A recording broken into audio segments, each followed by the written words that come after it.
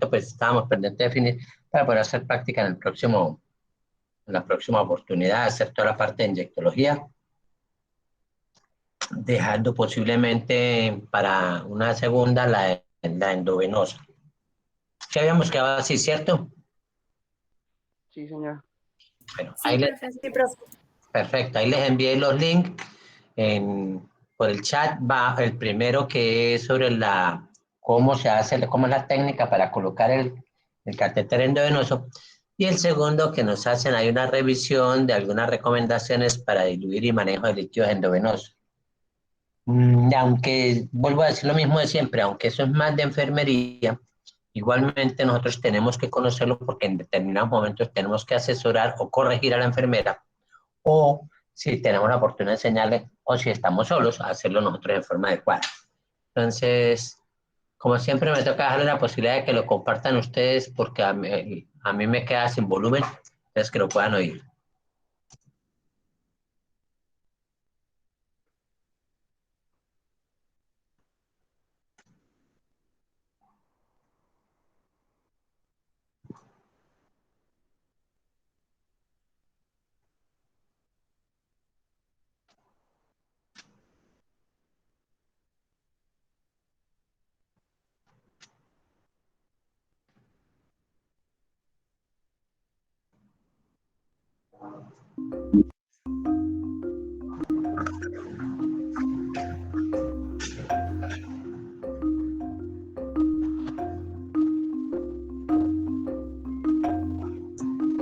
Procedimiento de colocación de venoclisis.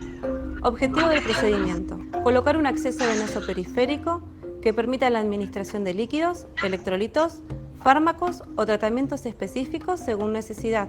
Indicaciones: restaurar o mantener el equilibrio hidroelectrolítico, administrar medicamentos endovenosos, administrar sangre y o hemoderivados, administrar de baja osmolaridad en un periodo determinado.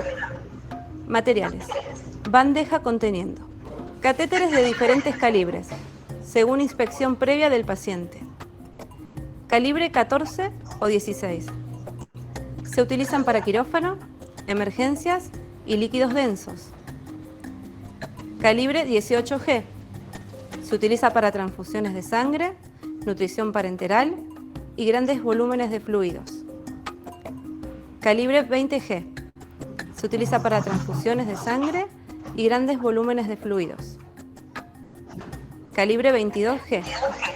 Se utiliza para medicación y fluidos. Calibre 24G. Se utiliza en venas frágiles, en geriatría, niños y quimioterapia. Gasas estériles. Manoplas de látex descartable. Alcohol, iodopovidona o clorexidina al 2%. Cinta adhesiva hipoalergénica. Lazo. Campo no estéril, toalla, apósito o similar. Apósito transparente.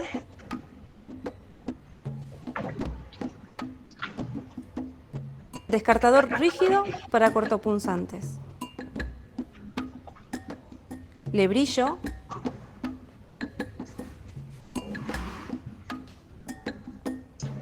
Pie de suero. Solución a infundir.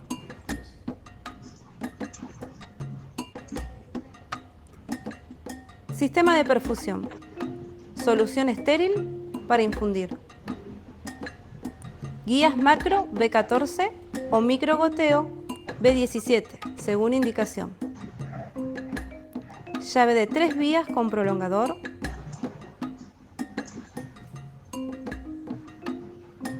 O prolongador con válvula autosellante y tapón antirreflujo.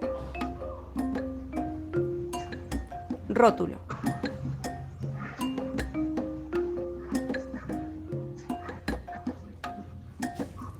Selección del sitio de punción.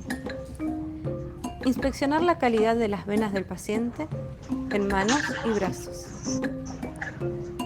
Elegir las venas más distales. Esto permite el empleo posterior de puntos más proximales. Siempre que sea posible, utilizar el brazo no dominante del paciente. Evitar el uso del pie en adultos, ya que aumenta el riesgo de tromboflebitis. Seleccionar las venas que se vean, se palpen con facilidad y sean depresibles. Sean de trayecto recto, sean lo suficientemente grandes como para permitir una circulación adecuada alrededor del catéter. Evite utilizar venas que tengan trayectos tortuosos, se encuentren en zonas de flexión, sean muy visibles y que tiendan a desplazarse apartándose de la aguja. En caso de accesos dificultosos, estimular la vasodilatación con medios físicos o bien colocando el brazo por debajo del nivel del corazón.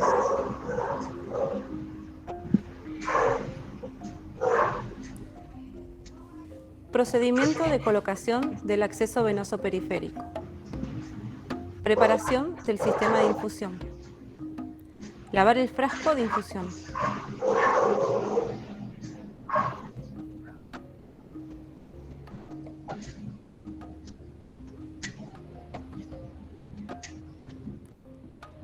Abrir el paquete del micro o macrogoteo y dejarlo sobre la bandeja, manteniendo las terminaciones con sus respectivos protectores.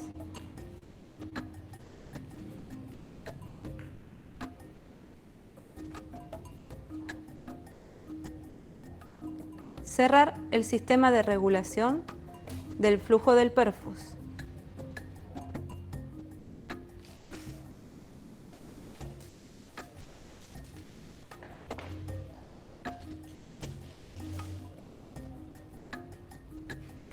Conectar el prolongador manteniendo el extremo distal de este con su protección para mantener la esterilidad del circuito.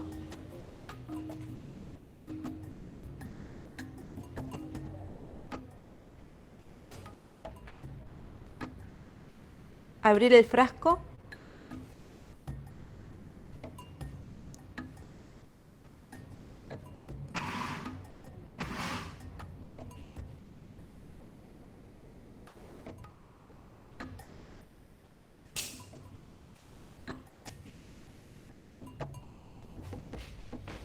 Conectarlo al perfus del micro o macrogoteo.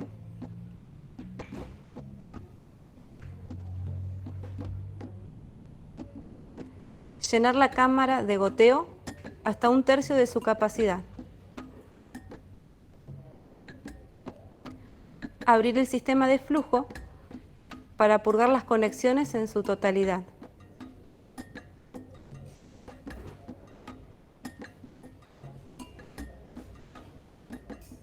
Prestando atención a que no quede aire en el sistema.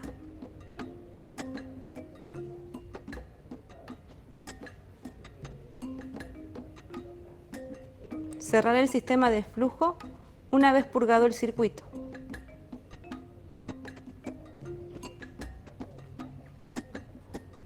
Rotular la tubuladura con fecha de colocación y rotular el frasco.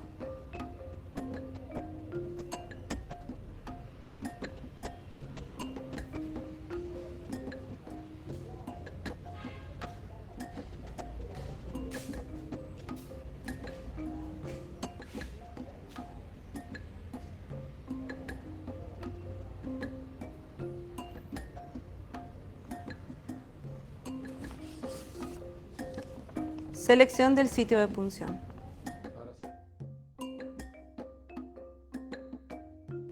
Procedimiento. Realizar la higiene de manos.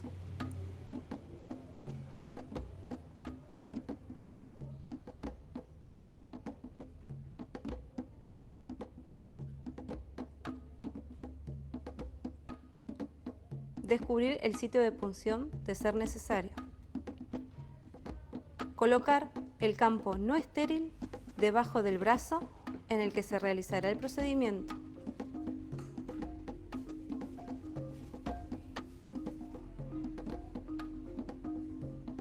Colocar el lazo.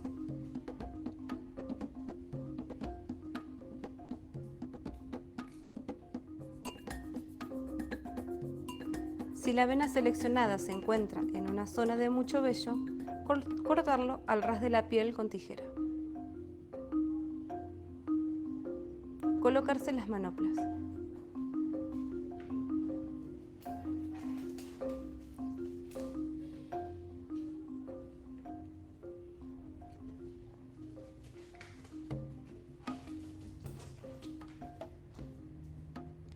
Palpar nuevamente el sitio de punción.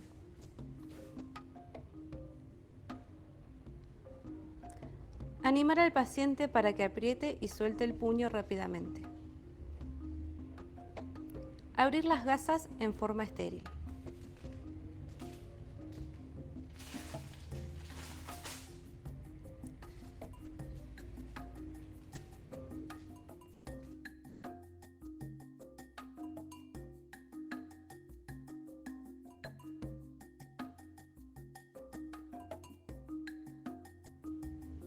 Descartar una cantidad pequeña de la solución del frasco de antiséptico antes de volcar el mismo en las gasas estériles.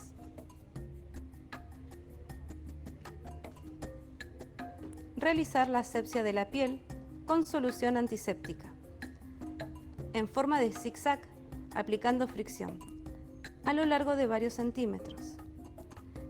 Repite este paso utilizando gasas con alcohol.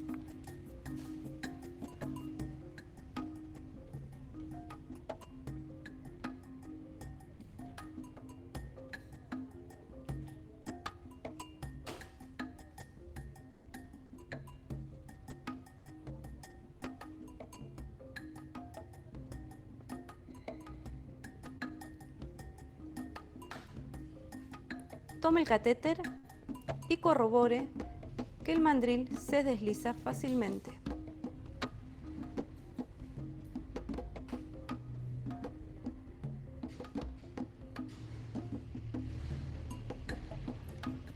Coloque el bisel hacia arriba.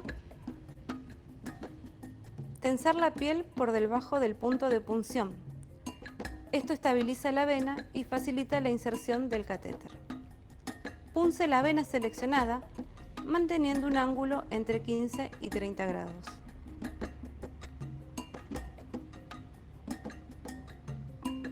Comprobar el retorno venoso en la cámara del catéter. Deslice el catéter hacia el sitio de punción, manteniendo el mandril fijo. Soltar y retirar el lazo. Retirar el mandril y ejercer presión en la parte distal del catéter para que no fluya sangre, descartando el mismo en el recipiente rígido. Retirar la tapa protectora del sistema de perfusión y conectar el mismo al catéter. Abrir el sistema de infusión lentamente, observando el goteo y el sitio de punción. Comprobar el retorno venoso colocando el frasco de solución por debajo del nivel de la cama del paciente.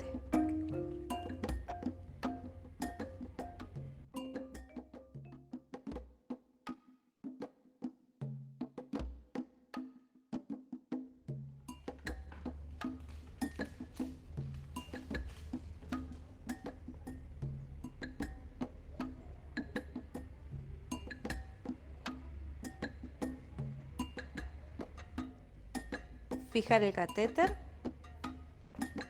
con gasa y cinta.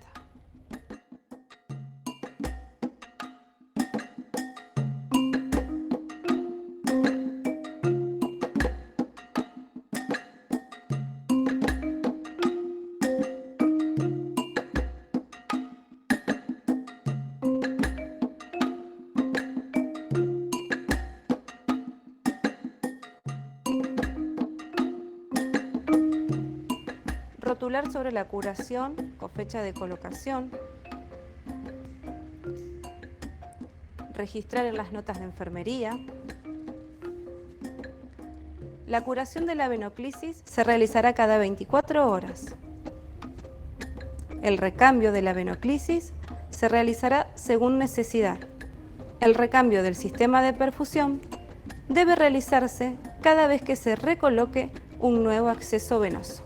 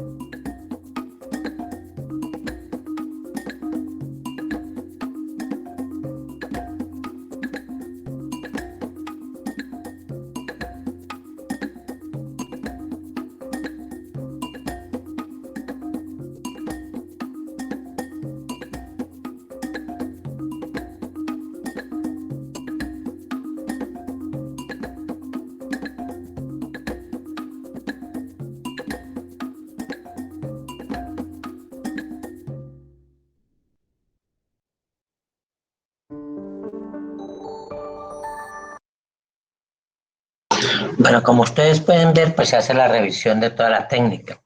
Es importante que la tengan en cuenta, el orden en que se tiene que tener. De pronto yo hago ahí un ajuste y es que aquí, a pesar de que nos hablan del torniquete, pues nos usan el guante. El guante, es cierto, nos puede servir, pues yo no se lo recomiendo las primeras veces que vayan a hacer canalización, porque el guante generalmente queda cortico y queda difícil para soltarlo.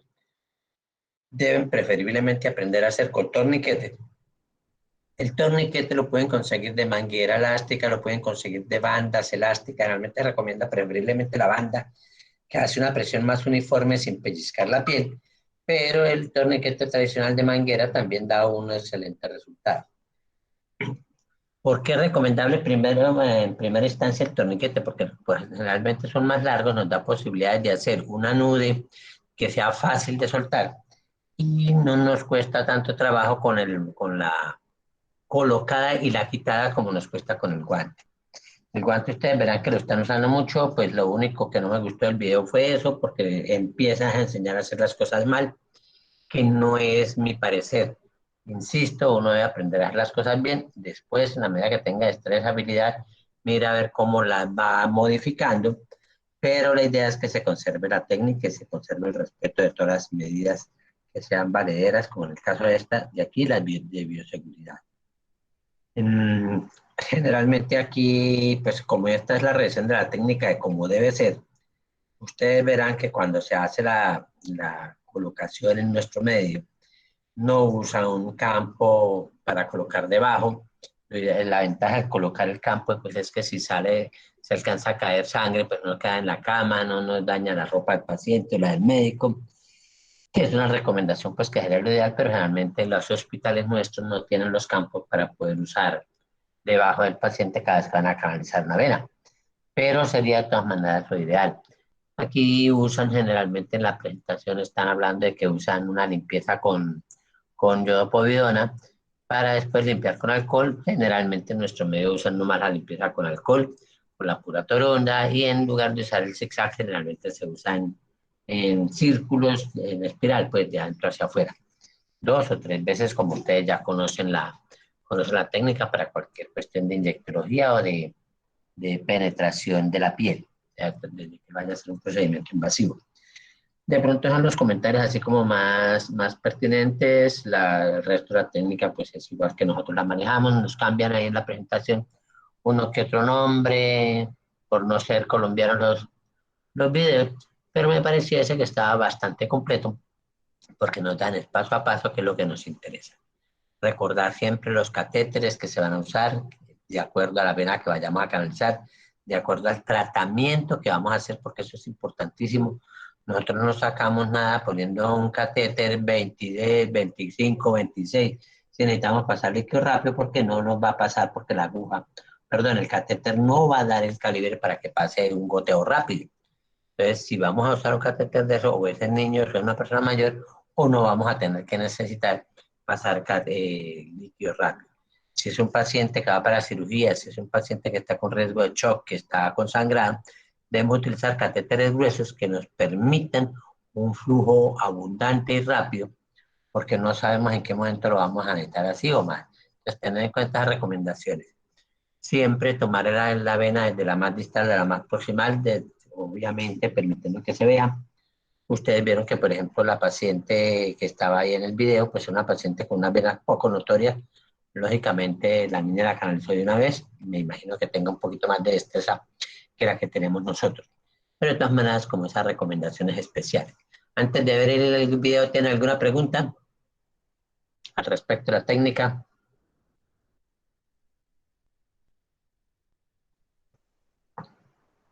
Bueno, si no, pasemos al otro video, que lo quise presentar porque es algunas recomendaciones en cuanto a manejo de la aplicación de medicamentos. Generalmente lo que uno ve es que los médicos, no se me queda muy claro por qué, no sabemos cómo es que tenemos que aplicar los medicamentos, no sabemos cuál es la técnica y no sabemos calcular a veces las infusiones. Entonces, esta es una revisión más bien cortica, pero que nos dan algunas pautas para poder tener esa idea. Presentemos el video, si es tan amable, gracias.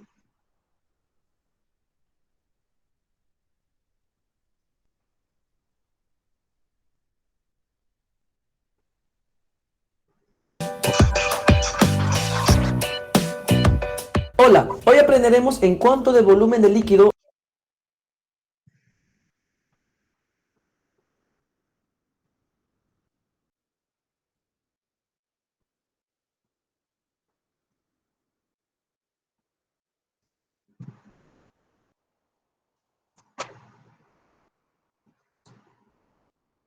en cuánto tiempo y a cómo diluir algunos de los medicamentos más usados en Latinoamérica y España. Antes de empezar, déjame decirte que este tema es muy fácil de comprender. Para eso primero iremos recordando paso a paso algunos conceptos para entenderlo muchísimo mejor.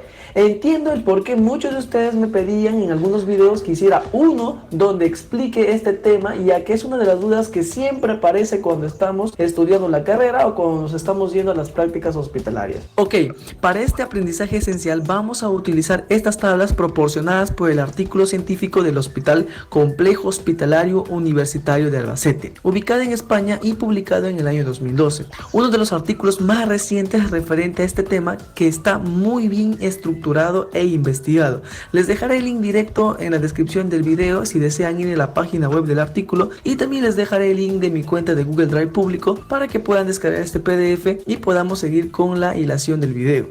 En este estudio se revisaron los datos de los 65 fármacos más usados: 28 antibióticos, 7 inotrópicos, 4 antifúngicos, 3 antieméticos, 3 corticoides, 3 antiepilépticos, 2 protectores gástricos, 2 analgésicos, 2 opiáceos, un expectorante, 10 principios activos pertenecientes a varios grupos. Aquí pues podemos encontrar la insulina, gluconato de calcio, sulfato de magnesio, cloruro de potasio, entre otros.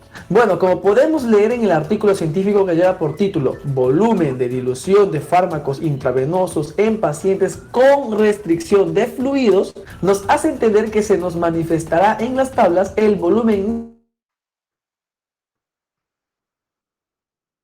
que tienen prohibido el ingreso de exceso de líquidos. Esto quiere decir que los medicamentos tendrán una dilución óptima a pesar de no usar mucho volumen de líquido para su dilución, y por ello tampoco causarán malestares a la hora de su administración al paciente. Es por eso también que, aunque el paciente no requiere de restricción de líquidos, se le puede diluir sus medicamentos en volúmenes mínimos para su administración, ya que no les va a causar ningún daño. Asimismo, a los que no tienen restricción de líquidos, podemos agregarle de entre 10 a 20 mililitros de solvente de más de lo que nos vaya a indicar estas tablas, pero eso ya se deja a criterio del profesional de enfermería.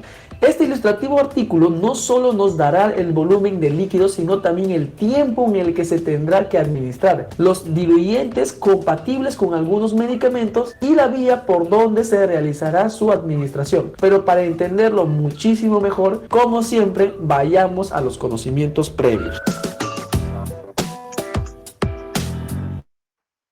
Primero conozcamos lo que significa algunas abreviaturas que veremos en los ejemplos de las tablas. API es agua para inyección, que no es más que agua destilada. SF, que es suero fisiológico, también conocido y asociado como cloruro de sodio al 0.9%. SG 5%, que es suero glucosado al 5%, también conocido como dextrosa al 5%. RL, que es lactato de Ringer. MUI, que es 1000 unidades internacionales, que es una de las presentaciones en las que vienen algunos fármacos. Otro término que encontraremos es la palabra reconstituir, que viene a ser la acción de agregar el solvente dentro del contenido de un vial para disolverse. En este caso, como ejemplo, usaremos el vial de la ceftriaxona, como podemos ver acá, que dicho contenido se encuentra en una consistencia en polvo, como se puede observar. Está en esa consistencia porque se encuentra liofilizado. ¿Pero qué es la liofilización? La liofilización es un proceso que tiene como objetivo separar el agua de una disolución mediante congelación y posterior sublimación del hielo a presión reducida. En pocas palabras, es una forma de deshidratación para preservar un contenido, en este caso el antibiótico de la ceftriaxona. Y para disolverlo utilizaremos entre 4 a 5 mililitros de solvente, que puede ser cloruro de sodio, dextrosa, lidocaína, lactato de Ringer, entre otros. Pero ¿por qué se diluye en 4 o 5 mililitros de solvente? Porque la capacidad de la gran mayoría de viales, como en este caso de la ceftriaxona, no soportan más presión que se ejerce al inyectar el solvente dentro del vial. Si inyectamos volúmenes mayores, sentirás como la presión quiere expulsar la jeringa del vial, pudiéndote ensuciar con el medicamento. Y si logras inyectar un volumen mayor, podría quebrarse el vial. Por eso, menor de 4 mililitros podría no disolver bien el medicamento liofilizado, y mayor de 5 mililitros podría quebrar el vial por exceso de presión. Y por último, veremos esto al inicio de las tablas. No se preocupen, es muy sencillo. Veamos. Medicamento, que pues van a ser los fármacos que se van a describir. Vía intramuscular, nos da a entender si el medicamento se podrá aplicar en el músculo en un volumen muy menor de 10 mililitros. Bolo intravenoso, hace mención al volumen de medicamento diluido entre 10 a 20 mililitros que se podrá administrar al paciente por vía endovenoso en un tiempo de 1 a 5 minutos, usando una jeringa de 20 mililitros, el famoso bolo.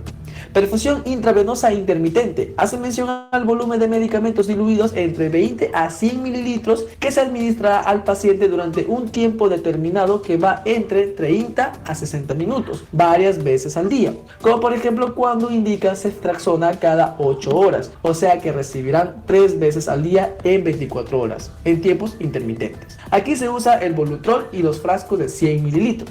Y por último encontramos a la perfusión intravenosa continua. Hace mención al volumen de medicamentos diluidos o sueros fisiológicos de entre 500 a 1000 mililitros que se administrará al paciente durante tiempos más prolongados, como por ejemplo de 6 a 24 horas. Aquí en su gran mayoría podemos encontrar los sueros fisiológicos.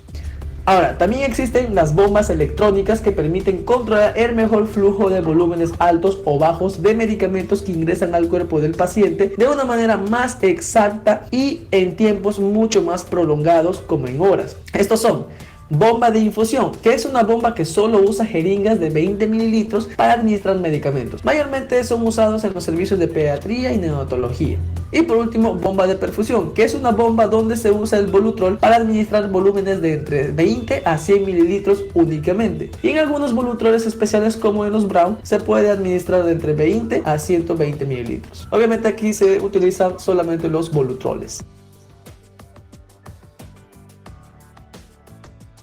Muy bien chicos, ahora que ya hemos aprendido todos esos conceptos, podremos entender los cuadros de este artículo científico con mucha mayor facilidad. Empecemos. Yo les recomiendo que descarguen este PDF en su celular para que tengan fácil acceso a él, o también que lo impriman, como lo hice yo. Bien, encontramos el cuadro que hemos descrito en los conocimientos previos, ¿verdad? Medicamento, que hablará sobre el medicamento. Vía intramuscular, si pasará por ahí. Bolo, también, si va a pasar en bolo. Perfusión intermitente, si pasará en Volutrol. Perfusión continua, si pasará un suero fisiológico de 500 a 1000 mililitros, ¿no? Y esto hace referencia a las referencias bibliográficas, valga la redundancia, que se encuentran pues más abajo. Muy bien, sabemos que hay 65 medicamentos descritos en este artículo, por el cual yo solamente voy a mencionar unos cuantos como ejemplo para ayudarles a entender este cuadro, que se les será muy fácil porque ya manejamos los conceptos que hemos visto previamente, ¿cierto? Muy bien, empezamos. Amikacina. Amikacina, este es el nombre genérico y este es el nombre comercial, ¿no? Algunos nombres comerciales. Bien, vía intramuscular. Sí se puede administrar por vía intramuscular, pero hay que tener estas consideraciones descritas acá. ¿A qué pacientes no? E indica no diluir. Esto quiere decir que pues viene en una ampolla y no en un vial, que los viales se reconstituyen. ¿Recuerdan? Bolo intravenoso. No pasa por bolo. Perfusión intermitente. Sí pasa. Dice que diluimos la dosis que hemos obtenido, que nos han indicado en 100 mililitros de suero fisiológico, suero glucosado al 5% o lactato de Rinker, que en adultos se pasa en 30 a 60 minutos y en niños en 2 horas. En perfusión continua no está indicado. Otro, amoxicilina. Vía intramuscular no se administra. Membolo dice lo siguiente: el vial de 500 miligramos indica que se tiene que administrar en 10 mililitros con agua para inyección o en suero fisiológico. Obviamente es un vial, ¿cierto? Por lo que tenemos que reconstituir. Ya saben qué es reconstituir. Y se tiene que reconstituir entre 4 a 5 mililitros, ¿cierto? En este caso, pues si le reconstituimos este vial de 500 miligramos con 5 mililitros, tendríamos que agregar 5 mililitros más a la jeringa para que sean 10 y lo administramos, ¿cierto? Si es de un vial de 1 gramo, pues 20 mililitros, ¿no? El mismo procedimiento, reconstituir y agregamos los mililitros que faltan, ya sea de agua para inyección o suero fisiológico con lo que queramos diluir para luego administrar al paciente. Y cuando lo administramos se debe administrar en un bolo lento de 3 a 4 minutos, como podemos ver acá. Bolo. Ahora, perfusión intermitente, o sea que vamos a pasar en Volutrol. El vial de dosis de 500 miligramos podemos llenar el Volutrol hasta en 25 mililitros. Obviamente el vial también acá se reconstituye, ¿verdad? Si le reconstituimos con 5 mililitros, solamente faltaría entonces 20 mililitros para completar 25 mililitros, ¿verdad? De suero fisiológico. Lo mismo pasaría en vial de 1 gramo, un vial de 2 gramos, como podemos ver aquí, que te da los volúmenes en los que se puede diluir para luego administrar, y tenemos que administrar en 30 minutos. En perfusión continua no hay referencia. La ampicilina, aquí la ampicilina, por ejemplo, también en vía intramuscular, si se administra vial, esto viene en vial, ¿no? 250 miligramos, pero el vial de ampicilina viene en presentación de 500 miligramos, ¿verdad? 500 miligramos. Entonces acá nos indica que nos podemos diluir entre 3 y 4 mililitros, pero como ya recordamos los conocimientos previos, es más recomendable diluir entre 4 a 5 mililitros. Digamos que lo diluamos en 4 mililitros este vial, entonces 500 miligramos fue diluido en 4 mililitros y pues nosotros solamente queremos 500 miligramos, entonces sería la mitad de mililitros, ¿verdad? En esos 2 mililitros hubiera 250 miligramos y eso podemos administrar directamente en el glúteo, ¿no? En el músculo, con agua para inyección. En 1 gramo el mismo procedimiento, ¿no? También se puede diluir en 4 mililitros y se administra. Para reconstituir en bolo, dice acá lo mismo, reconstituir el vial igual que para la vía intramuscular, como ya hemos hecho acá, o sea, le hemos diluido en 4 mililitros, hagamos de cuenta. Luego esos 4 mililitros lo diluimos en una dosis de 20 mililitros con agua para inyección, o sea que ya tenemos 4 mililitros diluido, para 20, ¿cuánto nos faltaría? 16 mililitros, ya tenemos 20 mililitros, ¿listo? Luego administramos un bolo lento en 5 minutos, una dosis de 500 miligramos, pero si fue un bolo de 20 mililitros donde hay 1 o 2 gramos de ampicilina, se lo pasa en 10-15 minutos. Ahora, si pasamos 10-15 minutos un bolo de 1 a 2 gramos de ampicilina, es un tiempo muy prolongado como para estar pasando con nuestras manos, ¿verdad? Entonces aquí ya se utiliza la bomba de infusión. ¿Se recuerdan? Chévere. Luego está la perfusión intermitente, que pues lo mismo que va a pasar en Volutrol, reconstituir vial, dice, que la vía intramuscular, lo reconstituimos igual en 4 mililitros. Luego después de haber reconstituido en 4 mililitros, si es 1 gramo, luego lo diluimos en 50 mililitros. Si ya tenemos 4 mililitros, para 50, ¿cuánto faltaría? 46 mililitros. Muy bien, lo mismo pasa en 2 gramos, la diferencia, 100 mililitros en suero fisiológico. Y esto puede pasar en 15-30 minutos. Entendible, ¿verdad? Muy fácil de entender. Y así, chicos, se repite el resto de medicamentos. Todo se repite igual, lo podemos leer igual. Será muy fácil de comprender. Ahí vamos a encontrar los antibióticos y todos los demás grupos de medicamentos, ¿no? Podemos encontrar también la adrenalina, el omeprazol, la ranitidina, los narcóticos, opiáceos. No, eso sería de mi parte todo, chicos, en el cómo les puedo explicar esto. ya que también va a depender de ustedes que le pongan empeño en leerlos, cómo se puede diluir estos medicamentos. Yo sé que se les va a hacer muy fácil porque ustedes son muy inteligentes. Nada chicos, eso fue todo. Espero que en verdad les haya ayudado este video a comprender mucho mejor este tema y gracias por el video. Nos vemos a rato.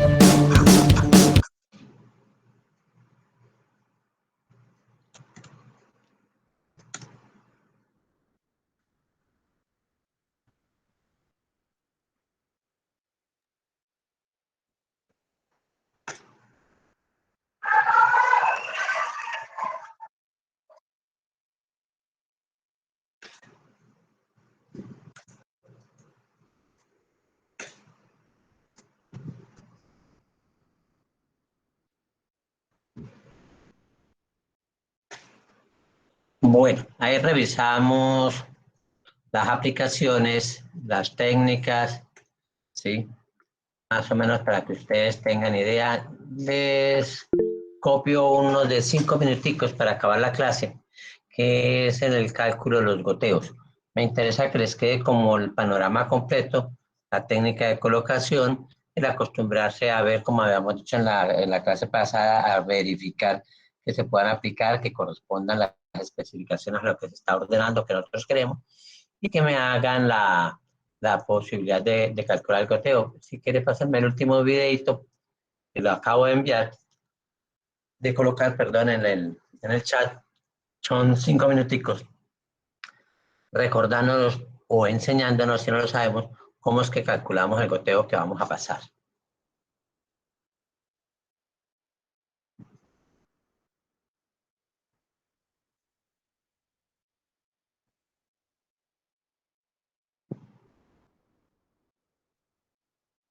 Te doy la bienvenida al canal, que como sabrás, habrá algunos cambios. Déjame presentarme, me llamo Lalo Suárez y mi único propósito es darte las herramientas del día a día para estar en el hospital. Antes que nada, suscríbete, ya que recuerda que es el único canal de enfermería que va dedicado para enfermería. Bien, esta vez nosotros explicaremos el cálculo de goteo y para no alargar este video te doy la fórmula, la cual dependerá de qué equipo estás usando, ya sea microgotero o macrogotero, que por cierto te dejo un video explicando las diferencias sobre estas dos. Bien, ¿para qué sirve el goteo? Este específicamente sirve para infundir las soluciones parenterales en el tiempo indicado. Por lo regular, esto se hace con bombas de infusión, las cuales las programas y listo. Sin embargo, no siempre disponemos de ellas. Así que, bien, existen dos fórmulas de alguna manera. La primera será cuántos mililitros por hora pasarán de una solución. Ojo, cuántos mililitros por hora. Es una incógnita que te puede pedir una bomba de infusión. Y la otra será cuántas gotas por minutos de la solución deben de pasar. Te explico la primera, que es más fácil. Por ejemplo, te indican cloruro de sodio de 1000 para 24 horas.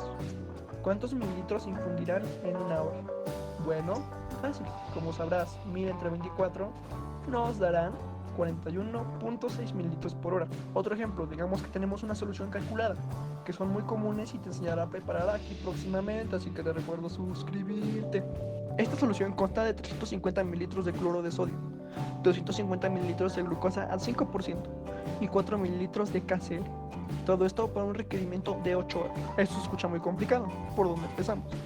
Como es una solución calculada a requerimiento corporal, todo esto descrito antes irá junto en una botella de solución o en una bolsa EVA.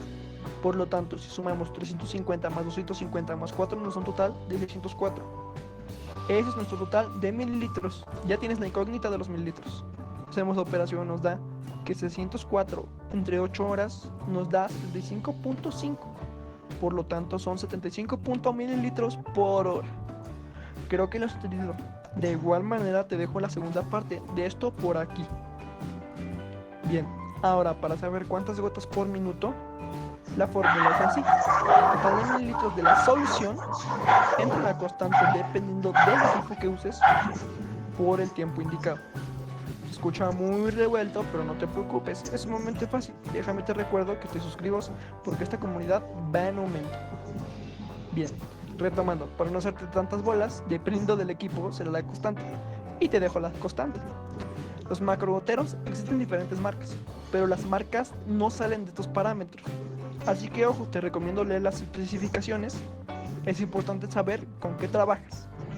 Bueno, los que tienen marcado 20 gotas por mililitro, a ese equipo se le aplica la constante de 3. Al equipo que te marque 15 gotas por mililitro se le aplica la constante de 2. Te recuerdo, las marcas, independientemente de en qué país estés, no salen de esos parámetros. Y al microgotero que te marque 60 gotas por mililitro se le aplica la constante de 1. Haremos ejemplos para que tengas más en claro todo esto. Puede parecer difícil, pero recuerda, todo es práctica y constancia. Digamos que a tu paciente le dejan una solución de cloro de sodio de 1000 para 24 horas. Bien, tienes el normogotero que tiene 20 gotas por mililitro. Así que la constante que se le asigna es de 3. La operación será 3, la constante, por las 24 horas, que nos da 72. Y luego, por último, este último número lo divides entre 1000, que son los mililitros o el total de mililitros. Entre 72 nos da como resultado 13.8. Nos da como resultado 13.8, pero no lo dejaremos así. Este 13.8 se redondeará a 14. ¿Por qué? Porque no puedes dividir una gota en 13.8 gotas. Por lo tanto, este decimal se recorre al número más próximo, que son 14. 14 gotas por minuto. Ya te tocará verificar y estar al pendiente con tu reloj en mano verificando que sean. Hagamos otro ejemplo. Digamos que nos piden una solución Harman de 850 mililitros para 8 horas. Y tenemos el equipo de normogotero que nos indica 15 gotas por mililitro. Por lo tanto, la constante que nos dará será 2. Entonces hacemos la operación, la cual la constante es 2 por las 8 horas, que nos da 16, entre 850 mililitros. Nos da como resultado 53.125. Entonces serán 53 gotas nada más por minuto. Como será muy largo el video, hagamos una segunda parte, pero con más ejemplos y con más dificultad. Así que suscríbete, ya que de verdad es nuestro propósito potenciar y ayudar a empoderar a la próxima generación de enfermería. Y solo lo lograremos.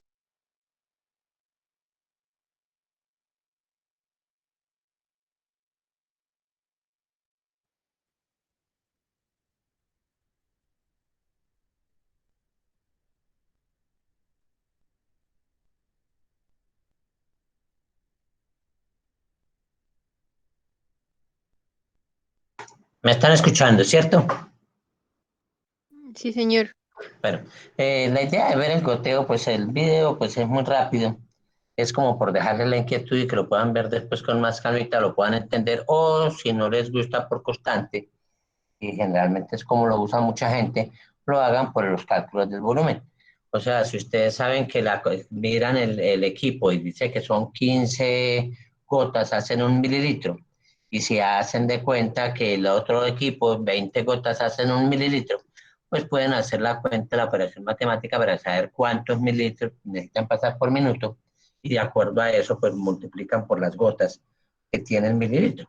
Es lo mismo, la constante sale de esa operación, pero si no quieren aprenderse el que sea el 2, el 3, el 1, pues lo pueden hacer, pueden entender cómo es que se hace la operación métrica para sacar la cuenta, partiendo de eso, de donde deriva la constante es del tipo de equipo que use. Si usted usa el microgoteo, 60 gotas equivalen a 1 mililitro.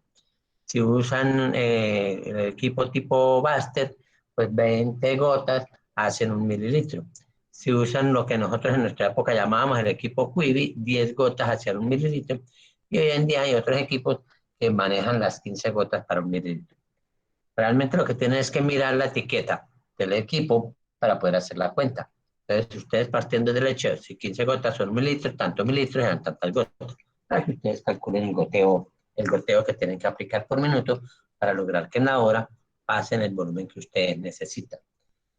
Recordar que lo que nos decían ahí normalmente con el equipo de Venoclisis tiene como una especie de carrito, un sistema de control que según lo apretemos o lo soltemos, pues va a dar la velocidad del goteo y con base en eso va a pasar el volumen. Lógicamente, ese goteo puede variar de que se colapse la manguera, la posición del brazo, en lo que comprima o no la vena, entonces nos da un poquito menos de exactitud. Lo que nosotros necesitamos es mirar para tratar en el tiempo de que nos dé el parámetro del líquido. Si nosotros necesitamos administrar un medicamento que necesite una dosis exacta, como nos puede ser una droga para la tensión, como nos puede ser una inducción de trabajo de parto, como nos puede ser una droga para el corazón, pues puede ser que necesitemos un goteo mucho más exacto y entonces usamos las bombas de infusión.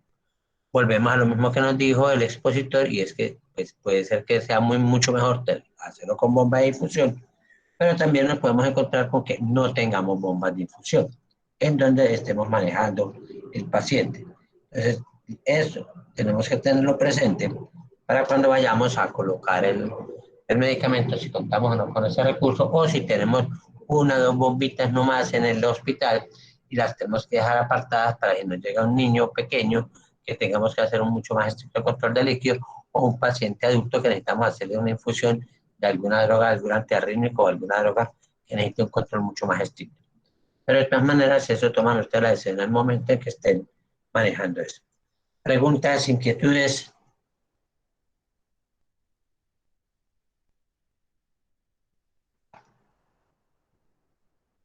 ¿Todo claro?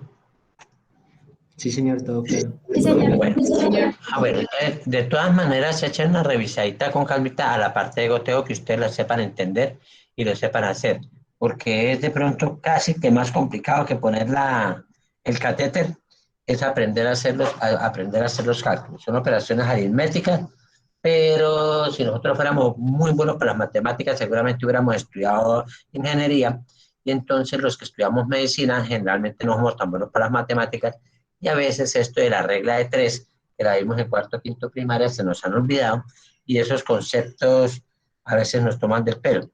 Pero, como todo lo que les digo, pues hay cosas que no tenemos derecho a equivocarnos, y entre eso están las dosis de los medicamentos, entonces debemos aprender. Generalmente los goteos en pediatría los define el mismo médico. El pediatra realmente da la orden de cómo diluye el medicamento en el buretrol o en el equipo de Venoclis, o en la bolsa de suero, o en el buretrol, o en el sistema de infusor, y debe decir a qué gotas se pasa. En pediatría, casi absolutamente todos los pediatras dan la fórmula completa. En adultos uno puede encontrar con alguna frecuencia que el médico se arriesga, digo se arriesga porque la responsabilidad principal es del médico, a decir que hay que pasar tanto volumen, tantas horas, y le dejan las operaciones matemáticas a la enfermera. Acuérdese que el verdadero responsable del paciente en primera instancia es el médico. Entonces, lo ideal es que nosotros no confiemos, ¿sí?, las operaciones que pueden tener riesgos o que pueden ser delicadas a los demás. Si usted es el que va a mandar a dar la orden, acostúmbrese a que haya la orden clara, concisa, precisa, para que no hayan equivocación. Listo, pues eran como las recomendaciones. Entonces, si no hay preguntas, que pasen una muy buena noche. Profe, un momentico. Sí. Bueno. Para la práctica del sábado, entre los monitores decidimos que para que se concentre más para el parcial de las 6 de la tarde, la dejáramos para el otro sábado. Listo, perfecto. O sea que no hay práctica el sábado. Sí, señor. Otra cosita, los temas que entrarían en el parcial, ¿cuáles serían, profe? Pues creo que son todos los de prácticas, porque el primero hicimos la parte teórica nomás, ¿cierto? Sí, signos vitales, examen físico de abdomen, auscultación, sonidos cardíacos, suturas y nudos, y inyectología entraría. Sí, inyectología, pues podemos dejarlo para el último. Listo, entonces iría hasta lo podemos dejar para el tercero. Entonces veremos, sí, porque solo en el primero hicimos al fin solo la parte de norma para que nos quedara más fácil. Entonces en este segundo pues hacemos la parte práctica. Inyectología sí lo dejaríamos para la otra porque no hemos hecho la práctica, y para que nos quede temita para el tercero, porque si no, no mentiras, para el tercero también nos sale, no se preocupe. Listo, bro. Entonces, sí, bueno, no, entonces nos vemos a las 6 de la tarde, ¿fue que quedó? ¿A qué horas quedamos? Sí, señora, a las 6 de la tarde este sábado. Bueno, entonces nos veríamos a las 6 de la tarde. Entonces, Aprovechen y estudien y preparen bien. No es que sea complejo, pero de todas maneras para que les vaya muy bien, que es la idea. Listo, profe, gracias. Bueno, que estén muy bien, que descansen. Gracias, Bueno, doctor. buenas noches. Gracias, profe. Hasta luego. Gracias, profe.